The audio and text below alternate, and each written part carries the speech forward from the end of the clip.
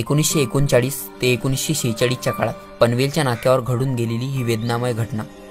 हा काळ होता स्वातंत्र्याच्या संघर्षाचा आणि त्याचबरोबर महामानवाच्या मानवमुक्तीच्या संघर्षाचा काळ सुद्धा. कळकळीत उन्हाची ती दुपार. ॲडव्होकेट गडकरी आणि डॉक्टर बाबासाहेब आंबेडकर मुंबईहून पुण्याला निघाले होते. भर उन्हामुळे बाबासाहेबांना तहान लागली. पनवेलचा नाका पुढे येणार होता. गडकरी बाबासाहेबांना सांगत होते, पनवेलच्या नाक्यावर चवदार भजी मिळतात. अशा त्यांच्या गप्पा सुरू होत्या. भजी म्हटले म्हणजे बाबासाहेबांचा वीक पॉइंटच. त्यांना भजी खूप आवडायची.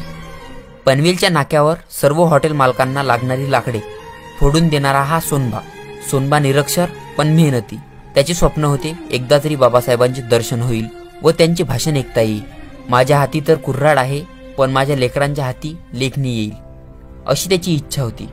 12 वर्षापूर्वी घडलेला महाडच्या 14 तळ्याचा सत्याग्रह सोनबाच्या लक्षात होता. बाबासाहेबांची मोटारगाडी धुरडा उडवत पनवेलच्या नाक्यावर पोहोचते आणि गडकरी गाडीतून उतरून समोरच्या हॉटेलमधून पाण्याचा एक ग्लास बाबासाहेबांच्या हाती देतात. पुढे गडकरी भजी व चहाची ऑर्डर देतात. ते हॉटेलवाल्याला सांगतात, माझ्या संगती डॉक्टर बाबासाहेब आंबेडकर आहेत. मी त्यांना या भज्यांची तारीफ ऐकवली आहे. लगेच तुम्ही भज्यांची प्लेट समोरच्या गाडीत पाठवा. हॉटेलवाला लगेच मोठ्या आवाजात बोलतो, भजी काय, गटारातले पाणी सुद्धा मिळणार नाही.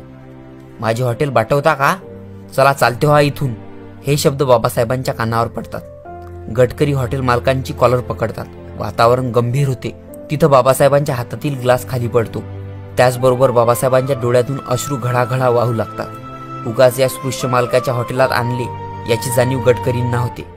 नाक्यावर उभा असलेला सोनबा मोटर गाडीजवळ जातो.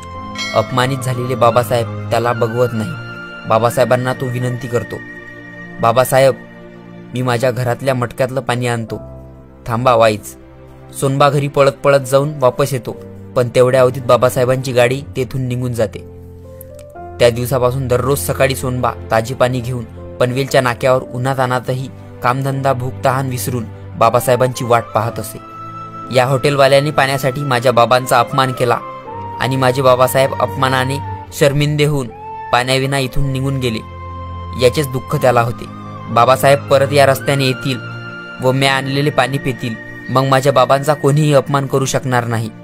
1939 सालापासून ते 1946 सालापर्यंत सोनबा पाणी घेऊन ऊन वारा थंडी पाऊस याची तमा न करता पनवेलच्या नाक्यावर थांबत होता. माणसे त्याला वेडा म्हणत, मुले त्याच्या अंगावर दगड मारीत असत. सोनबाच्या मनात असलेले दुःख कोणीच समजू शकत नव्हते. त्या 7 वर्षात कोणाचेही या घटनेकडे लक्ष गेले नाही. सोनबाच्या कामगिरीबद्दल कार्यकर्त्यांनी बाबांना कधीच सांगितले नाही. बाबांची वाट पाहता पाहता 1946 साली सोनबाचा पनवेलच्या नाक्यावर मृत्यू झाला. काही कामाच्या निमित्ताने बाबासाहेब पुण्याला चालले होते.